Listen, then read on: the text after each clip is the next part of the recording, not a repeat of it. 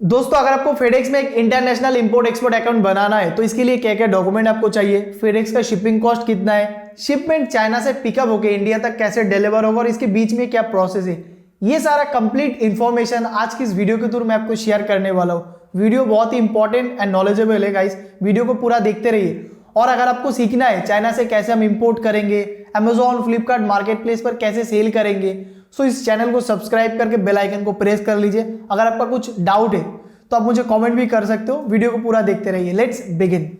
दोस्तों एक नया इंपोर्ट एक्सपोर्ट अकाउंट ओपन करने के लिए जो डॉक्यूमेंट का नाम मैं आपको भी बताऊंगा वो बहुत ही इंपॉर्टेंट है।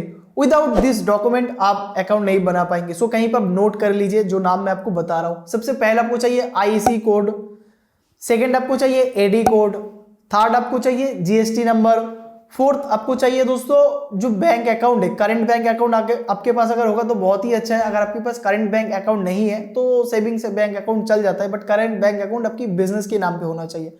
फिफ्थ आपको चाहिए बैंक स्टेटमेंट एंड सिक्स्थ आपको चाहिए दोस्तों जो एड्रेस प्रूफ है आपका बिजनेस का, उसका एक एड्रेस प्रूफ चाहिए। सेवेंथ आपको चाहिए आपका जो बिजनेस का प्रोपराइटर हो, अगर मतलब खुद आप ओनर हो आपके बिजनेस का तो प्रोपराइटर का एक प्रूफ चाहिए जिसमें आपका आइडेंटिटी कार्ड, पैन कार्ड नहीं चलता है गाइस, वोटर आइडेंटिटी कार्ड, आधार कार्ड या ड्राइविंग लाइसेंस, ये सब आप दे सकते हो। सो ये डॉक्यूमेंट आपके पास जब रेडी हो जाए इसके बाद देन आपको fedex.com का जो वेबसाइट है वो ओपन कर लेना है और आपको जाना है साइन अप एंड लॉगिन के ऊपर, ओपन एनी अकाउंट इसके ऊपर आपको क्लिक कर देना है। यहाँ से आप देख पा रहे हो open a business account, again आपको क्लिक करना है। आपको ड्रॉप डाउन से ऑप्शन चूज़ करना है I want to open a business account now, और जैसे आप सिलेक्ट करेंगे तो आपके सामने दो ऑप्शन ओपन हो जाएगा। Average monthly spend for international air shipment does not exceed INR 80,000। सो ये कह रहा है कि आप जो मंथली खर्चा करोगे शिपिंग के ऊपर, क्या वो 80,000 के अंदर रहेगा या 80,000 के ऊपर रहेगा। तो दोनों ऑप्शन है, आप सिलेक्ट कर सकते हो यहाँ से, एक्सीड कर रहा है या एक्सीड नहीं करेगा। तो ऐसा है, अगर आप न्यू बिजनेस स्टार्ट करो तो आपको भी पता नहीं ना कितना आप खर्चा करोगे मंथली शिपमेंट के ऊपर। देन आपको आपका नाम, last name, email ID, phone number, company name, address, pin code, city, IC number, जो इंपोर्ट एक्सपोर्ट कोड है वो आपको यहाँ पे लिखना पड़ेगा। इंपोर्ट एक्सपोर्ट दोनों को आप सिलेक्ट कर लीजिए, आई एग्री कर लीजिए, I have read the privacy policy, ये भी सिलेक्ट करके सबमिट कर देंगे तो फेडेक्स की तरफ से आपको कॉल बैक आ जाएगा। और बहुत सारा ये लोग डॉक्यूमेंट ना आपको देते तो बहुत केयरफुली आपको फिलअप करना होता है, उसमें बहुत ऐसा डिटेल रहता है जो अगर आप उल्टा सीधा फिलअप कर देंगे तो आपका जो शिपमेंट वो कस्टम क्लियर नहीं होगा। तो बहुत ही केयरफुली पढ़ के आप करिए। जो प्रपोजल आपको आएगा उसमें शिपिंग का रेट भी पहले ही वो लोग मेंशन कर देते हैं। मुझे भी शिपिंग का रेट मिल गया है तो मैं आपको दिखाऊंगा कैसे आपको शिपिंग का रेट को कैलकुलेट करना है। तो ये है फेडेक्स इंटरनेशनल प्रायोरिटी इंपोर्ट, इसमें देखो रेट का स्लैब दिया गया है। तो अब एकदम स्क्रॉल डाउन करके नीचे आना पड़ेगा। कंट्री की वाइज यहाँ पे जोन डिसाइड किया गया है कि कौन सा कंट्री किस जोन में आता है। तो देखिए मैं स्क्रॉल डाउन करके एकदम नीचे आ गया और अब हमें देखना है चाइना कहाँ से आता है, कौन से जोन में। तो देखो यहाँ पे चाइना डी जोन में आता है।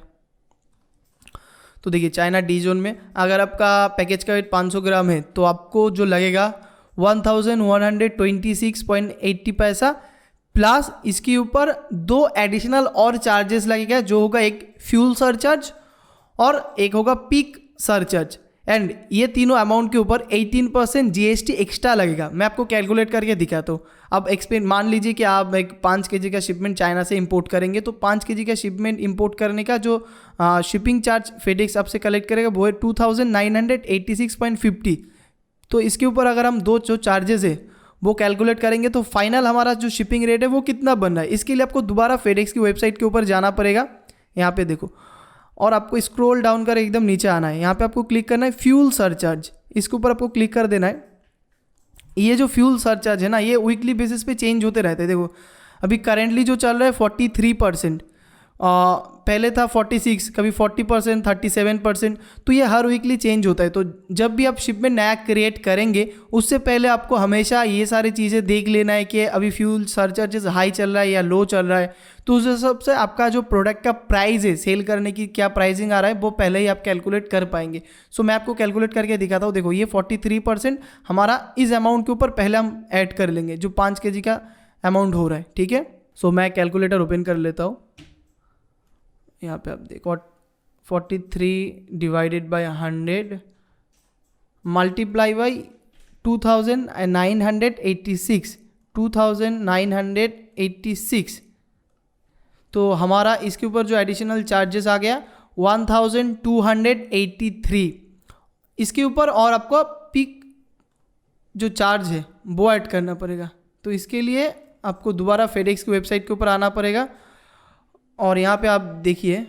सो यहाँ पे आपको जाना है, देखिए थोड़ा स्क्रॉल डाउन करेंगे, फेडेक्स इंडिया न्यूज़ यहाँ पे लिखा है, देखो सी आवर पीक सर्चर्च। तो इसके ऊपर जैसे आप क्लिक करेंगे आपको नीचे आना और देखना है इंडिया इम्पोर्ट्स फॉर्म। यहाँ पे एशिया देखना है, क्योंकि अगर आप चाइना से इंपोर्ट करो, अगर आप दूसरे कंट्री से इंपोर्ट करो तो उनका दिया गया है, देखिए पार्सल 28 रुपीज़ और एशिया 90 रुपीज़। अगर आप चाइना से इंपोर्ट कर रहे हो तो आपका पर केजी की हिसाब से एक्स्ट्रा 90 रुपीज़ करके रखेगा, ठीक है। तो देखिए यहाँ पे हमारा आ गया 90 मल्टीप्लाई बाई 5 केजी का शिपमेंट है हमारा, तो 5, सो कितना आ गया 450। तो एक्स्ट्रा ये अमाउंट के ऊपर और भी 450 लगेगा। तो टोटल हमारा यहाँ तक कितना अमाउंट हो गया 2986 था हमारा फेडेक्स का शिपिंग चार्ज, ठीक है, प्लस 1283 जो हमारा था 43% फ्यूल सरचार्ज, प्लस 450 हमारा बन गया आपका पीक चार्ज जो केजी के हिसाब से लगता है, ठीक है। 10 केजी होगा तो 90 × 10 900 रुपये। तो टोटल हमारा जो शिपिंग कॉस्ट यहाँ पे आ गया 4719 रुपीज़। इसके ऊपर आपको एक्स्ट्रा 18% GST लगेगा। सो 18 डिवाइडेड बाय 100 मल्टीप्लाई बाई 4719 तो कितना हो गया हमारा 849।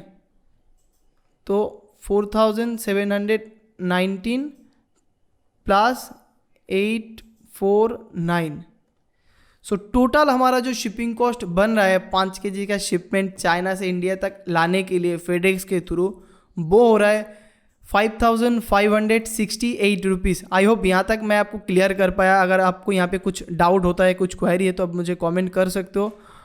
ऑलराइट, मेरे हिसाब से जो शिपिंग रेट है फेडेक्स का वो थोड़ा हाई है, बट फिर भी मैंने अकाउंट बनाया फेडेक्स में। इसका एक और रीज़न ये है दोस्तों, सबसे पहले तो मैं जब सप्लायर से बात करता हूँ चाइना में, तो उनको बोलता हूँ आप शिपिंग अरेंज करिए, आपका जो शिपिंग रेट है वो मुझे दीजिए, मैं देखता हूँ।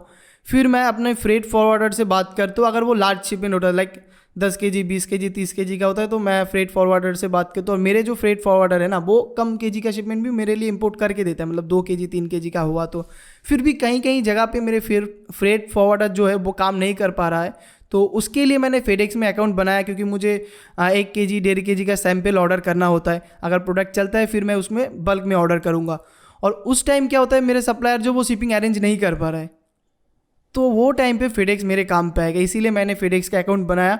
फिर भी अगर आपको लग रहा है आपका प्रोडक्ट प्रॉफिटेबल है, तो डेफिनेटली आपके लिए एक बहुत ही अच्छा रेट है। और ये जो 18% GST है ना, ये आपको ITC इनपुट क्रेडिट मिल जाएगा GST जब आप रिटर्न फाइलिंग करेंगे।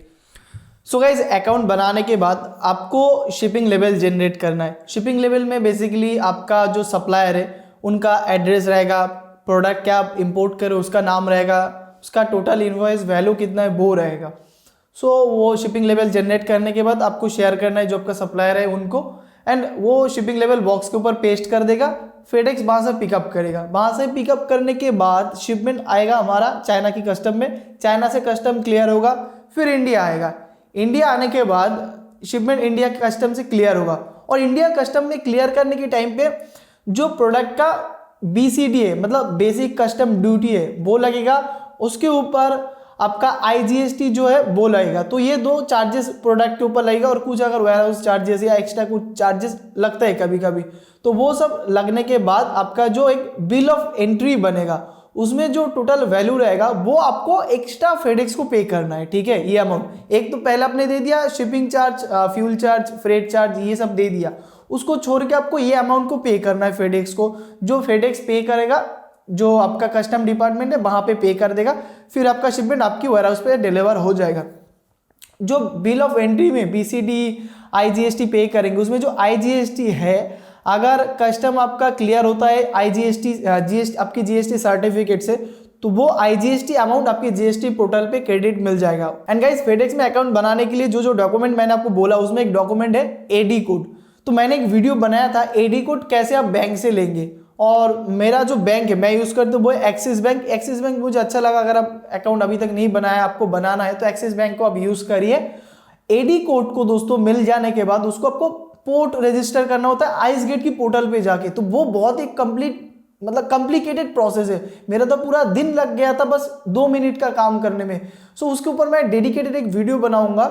तो वो उसमें आपको क्या पोर्ट रजिस्ट्रेशन करना होता है, नहीं पोर्ट होने के बाद आपका जो आइटम है वो क्लियर नहीं होगा, स्टॉक हो जाएगा। सो ये कंप्लीट डिटेल में आप इसके ऊपर एक वीडियो बनाऊंगा। गाइस आज का वीडियो इतना ही था, अगर आपको कुछ और जानना है तो आप मुझे कमेंट करिए, वीडियो पसंद आए तो लाइक करिए। And finally guys thank you for watching.